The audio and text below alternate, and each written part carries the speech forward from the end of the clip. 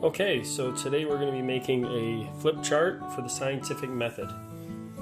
What we're going to need for this is a pair of scissors. If you have a stapler, it can come in handy. You're going to need 5 sheets of paper. Multiple colored paper would be best, but if you don't have that, just 5 sheets of paper will do.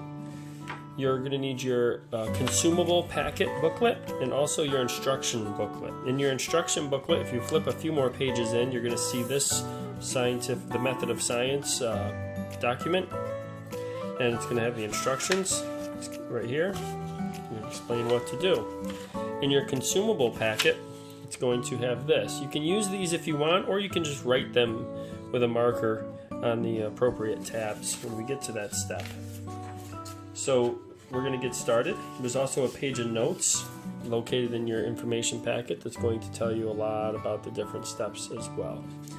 Alright, so let's dive right in here. So the instructions say students will research the scientific method, then create a layered book to help them organize the important steps.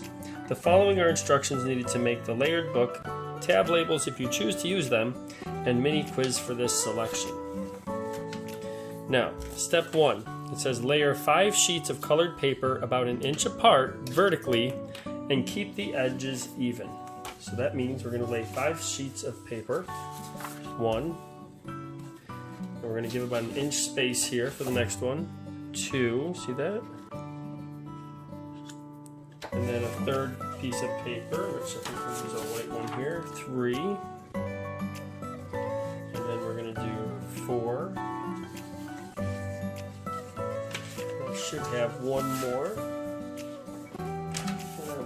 I guess I'll just use this one, 5. Okay, so you have your 5 sheets of paper laid with about 1 inch space. You're going to make sure the edges are even. And then the next step says, fold up the bottom edges of the paper to form 10 equal tabs. So what we're going to do here is, down here at the bottom, move this forward here. There's our 5 pieces. So down here at the bottom, you're going to kind of go through, go find your last piece of paper right here. And you're going to fold them all up. So this white paper makes another tab. See how this works? So there's this. You're going to bring this up to right about here. I'm going to go ahead and line that up, crease it.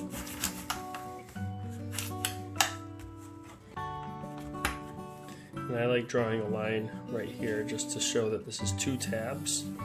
So we have 1, 2, 3, 4, 5, 6, 7, 8, 9, 10. 10 tabs. Now this is where if you have a stapler, you don't need one, but it just makes life easier. You staple just this bottom tab a little bit. It's going to hold things together, and you'll see why in just a second. And then step 3 says fold the papers in crease well to hold the tabs in place. So again, you can just fold that. Cut down the middle of the layered book to share the other half with a partner. Well, if you don't have another 6th grade person in your class that needs this, then you'll have an extra if you make a mistake. So what I like to do is I want to find the middle, so you can just cut down what you think is the middle. Me, I'm going to kind of just make a little line here. Now I know pretty close where the middle is. And we are going to go ahead and cut this. So now if I get ahead of you, obviously go ahead and pause and then hit play again when we continue. So here we go. Here's our tabs. Now I did one earlier with different colored construction paper, so you could see. Again, it doesn't really matter. I actually like this one better, so we're going to go with this. So now that we have that finished, the next step is to label each of the tabs. Now you can cut out and use the provided titles if you wish, or you can just write the titles where they belong. So we're going to go ahead and write the titles. Now notice where this is here. I'm going to flip this over. Again, watch what I just did. The staple was on the bottom, right? Where the folds are. We want these folds to open like this. Okay. So, I'm actually going to use the other one. I apologize, just because I saw there's writing on the one paper I used. So I'm going to go ahead and use this one. So now I've got it, so my tabs are folding this way. If you are using black, be careful because it's hard to see some of your writing. So we're going to start off at the top, and this is going to be, I'm going to use a marker actually so you guys can see me better. It's going to be the top one, which is going to be called, the title here, The Scientific Method. All right.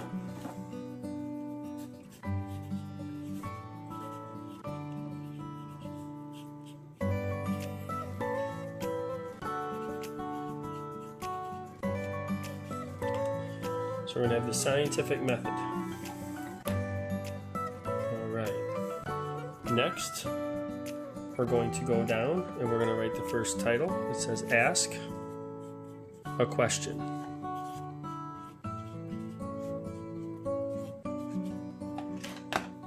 Moving to the next one is going to be Research. The following one is Form Hypothesis.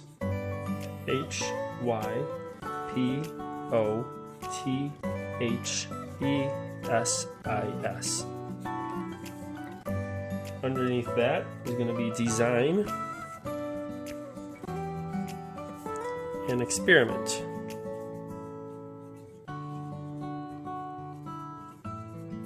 Again, all these words, if you want to see them, go to this page right here, and they are labeled there as well. Now I'm going to put a line here to show the different tab. See how we have two tabs here? Design and Experiment, and after that is Gather and Analyze data.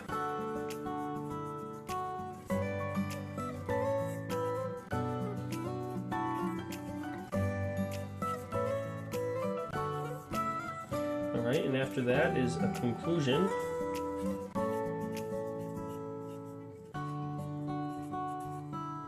And then we are going to share research. And then after that would be further research if you needed.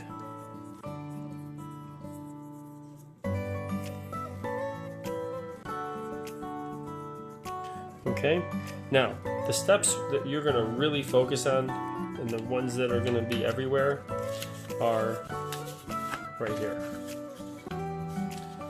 Okay, ask a question, research, form a hypothesis, design an experiment, gather and analyze data, conclusion, share research, and further research. So there we go. Now we're going to actually fill in the insides of each of these.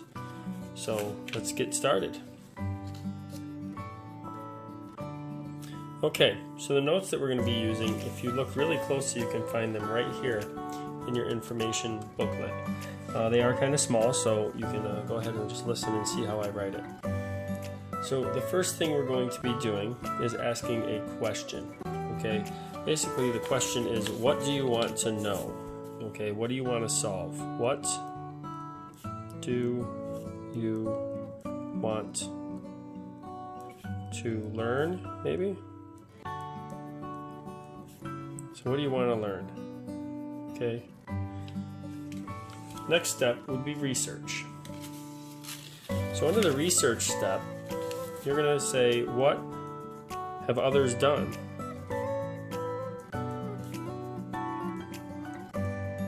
So what have others done? Let me zoom this in just a little for you guys.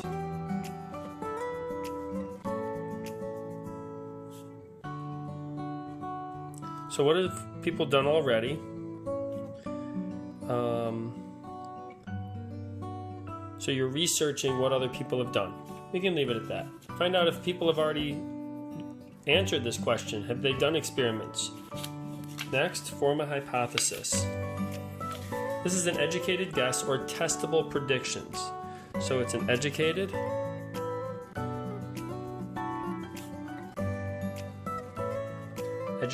guess or testable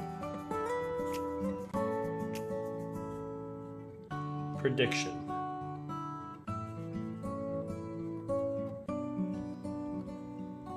Okay, I think if I do A, I think if I do something, that something else will happen. Make an educated guess or testable prediction. That is a hypothesis. Now, you're going to design an experiment. You're going to make an organized procedure for testing your hypothesis. So you're going to create a procedure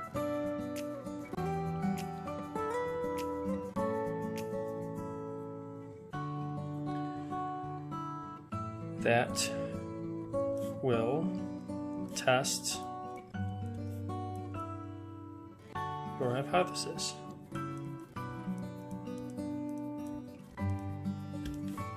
Good job. So now we design an experiment. I'm going to just put in here, do experiment. I'm going to put in here, do experiment. And then arrow down to the next one. As you do the experiment, you are going to gather data.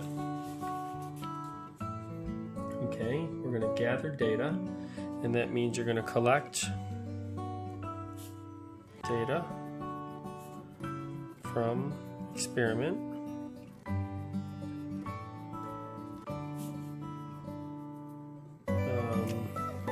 Using measurement, if you can,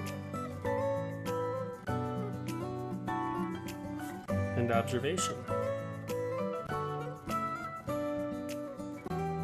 And I remember we talked about the different variables and all that. Again, I'm not too worried about it, but gathering data is you do the experiment and you collect your data. A conclusion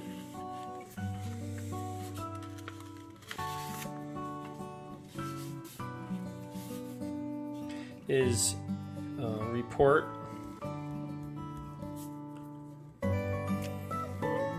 your findings. So you're going to report your findings as your conclusion. Also, did it answer your question? And match hypothesis.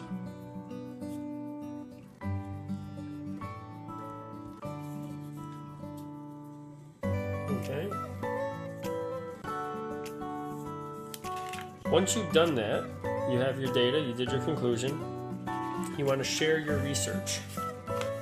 Share your research. Okay, so you're going to share your findings with others who may benefit. A lot of times this is a team effort. Now, even if your findings didn't match your hypothesis or your solution, you've done an experiment now that someone else doesn't have to go and redo. So if you share your findings with others who may benefit. From there, depending on how your answer is, you can do further research. That means if you want to, depending on your outcome, so depending on outcome, you may want to change a variable to see if you get